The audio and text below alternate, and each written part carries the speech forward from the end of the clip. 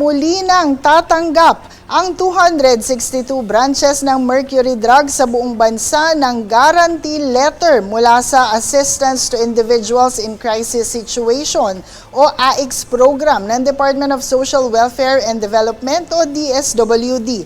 Layo nitong mapadali ang pagbili ng mga kinakailangang gamot at iba pang medical supplies ng mga benepisyaryo, lalo na para sa mga nangangailangan ng agarang tulong. Hanapin lamang ang signage na DSWD Guarantee Letter is accepted here sa mga sangay ng Mercury Drug malapit sa inyong lugar upang magamit ang inyong guarantee letter.